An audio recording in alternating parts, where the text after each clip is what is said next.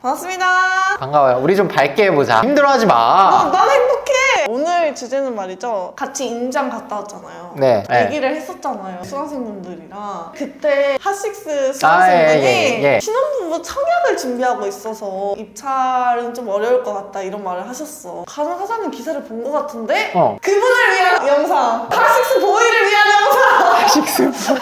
저보고 얼굴 하얘서 임장 잘하는 것 같다고 하신 그분! 얼굴 색은 중요하지 않아. 기사를 보면서 한번 네. 설명을 해주시면 좋을 것 같습니다. 제가 오늘 준비해온 기사는 청약과 관련된 제목은 이겁니다. 수도권 빌라 1억 6천까지 아파트 청약대 무주택 간주. 이 기사를 보고 많은 분들이 또 헷갈리시는 게 없던 게 생긴 줄 아는 분들이 계세요. 주택이 아무리 싼 게 있어도 1주택으로 간주되는 줄 아셨던 거죠. 근데 그게 아닙니다. 기사를 한번 읽어볼게요. 자, 앞으로 수도권에서 시세 2억 4천. 이것도 좀 오류야. 쭉 읽어볼게요. 2억 4천만 원 이하인 소형주택 보유자도 아파트 청약대 무주택으로 인정된다. 공동주택 용지 전매한도 1년간 한시적으로 완화된다. 우리한테 중요한 건 이겁니다. 우선 청약대 무주택으로 간주하는 소형주택 전용 60제곱미터 이하 첫 번째 조건 나왔습니다. 60제곱미터 이하 금액 기준을 확대하는 내용이 담겼다. 확대예요. 신설이 아니라 수도권 경우 공시가격 1억 3천에서 1억 6천만 원으로 지방은 8천만 원에서 1억으로 각각 상향된다. 공시지가 얘기하는 겁니다.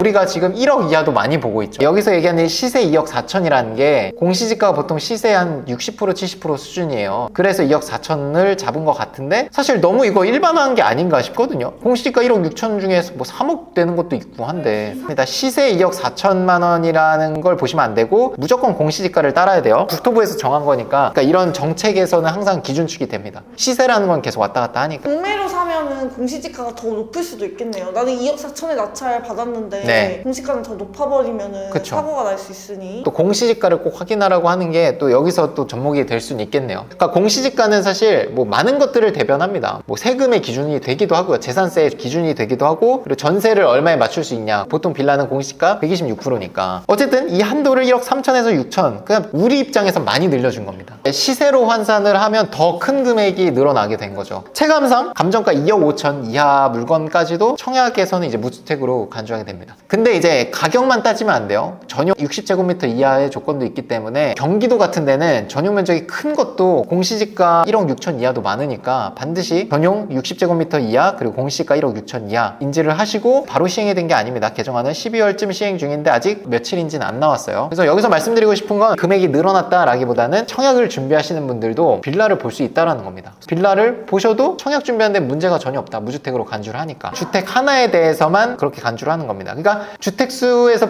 빼주는 거랑은 다른 거예요. 한 채로만 운영을 하시고 이거를 매도했다가 다시 이런 걸 투자하는 건 괜찮아요. 두 채 이상이 되면은 무주택 기간이 끝나버립니다. 단타로 전략을 짜야 할지 보유로 네. 가야 할지가 조금 애매하네요. 아, 매매 사업자로 하려고 하면 참고로 청약에서는 오피스텔은 주택으로 간주하지 않습니다. 오피스텔은 여러 채가 있어도 그거는 운영을 할 수 있어요. 특히 인천의 오피스텔 중에 빌라 같은 오피스텔도 되게 많거든요. 방 3개 화장실 2개 이런 오피스텔들 청약하시는 분들은 물론 취득세가 4.6%이긴 한데 그런 것들 중에도 지금 싸게 막 반값에 나와서 막 두세 명 입찰하고 이런 경우도 있어요. 부평동에 진짜 많고요. 간석동 청약 준비하시는 분들은 이런 소형 주택 같은 경우 한 채는 무주택으로 간주를 해주니까 이걸 또 잘 이용하셔서 한 채는 이걸로 하고 두 번째, 세 번째부터는 오피스텔 위주로 하시면 청약을 준비하면서 무주택으로 인정을 또 받으실 수도 있겠습니다. 빌라를 하나 받아놓고 오피스텔을 병행하면서 빌라 팔리면 또 빌라 하고. 그쵸. 빌라 오피스텔로 가야겠네요. 빌라를 먼저 해야죠. 오피스텔이 주택수에 들어가면 얘는 또 취득세 중과가 들어갈 수 있으니까 1억 이상이면 사이에 그걸 끼면 되겠다. 오피스텔을. 똑똑해.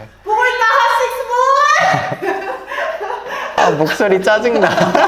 혼자 사는 거면 내가 지금 월급만 받아도 평생 문제가 없어. 근데 아기가 생기고 가족이 생기는 순간 공간에 대한 필요성이 생기고 하다 보면 투자라든지 뭐 사업 이런 걸 관심 갖게 되는 것 같습니다. 우리가 입찰하면서 PD님도 그러고 저도 그러고 절대로 이길 수 없는 두 가지 부류의 사람들이 있습니다. 실거주자 그리고 두 번째 2030 젊음을 무기로 가격을 높게 쓰는 분들. 나는 지금 안 팔 거야. 지금 싸니까 앞으로 오를 거야. 이런 사람들은 투자자가 이길 수가 없어요. 거의 실거주자랑 동급입니다. 이 사람들은 시간이 많잖아요. 인생을 개선할 일어날 시간들이 많기 때문에 높게 써도 사실 50대, 60대 분들이 지금 투자를 해서 성과를 만들어야 되는 남은 인생과 젊은 2030 싱글들이 만들어가는 시간은 격차가 너무 크거든요. 회사에서 일할 수 있는 기간도 많이 남아있고 같은 물건을 봐도 어떤 입장이냐에 따라 쓰는 가격들이 물론 시세는 있겠지만 다 다를 수 있다는 거예요. 지금 시장도 많이 싸져 있고 좀만 더 적당히 싸게 사면 뭐 나중에 오르겠지. 뭐 안 오르면 어때? 내가 들어가 살지 뭐. 이게 너무 쉬워. 근데 애가 둘이고 가정이 있으신 분들은 이게 안 된다고요. 어떻게 보면 한 번 잘못 입찰을 해서 내가 피해보는 것뿐만 아니라 우리 가족이 전체가 피해 부담을 해야 되니까 지금 무조건 경매해야 되는 거죠. 왜냐면 투자자를 이기고 들어가는 거니까. 경쟁 우위에 있는 거죠. 투자금은 좀 적을 수 있어도 굉장히 시간이 많기 때문에 저돌적이고 시간 투자가 가능해요. 돈이 적은 만큼 시간으로 내가 이거를 커버칠 수 있기 때문에 장기 투자하기도 유리한 것 같아요. 단타 매도도 얘기를 많이 하죠. 왜냐면 초보자분들은 어쨌든 보유하는 거에 대한 부담이 크시니까. 근데 진짜 깡패는 젊음을 이용해서 시간으로 내가 밀어붙여가지고 낙찰받고 이걸 갖고 버티는 분들이 이기는 거더라고요. PD님이 딱 그러잖아요. 결혼 안 하셨지만 내가 봤을 때 지금 사는 집보다는 무조건 다 좋아.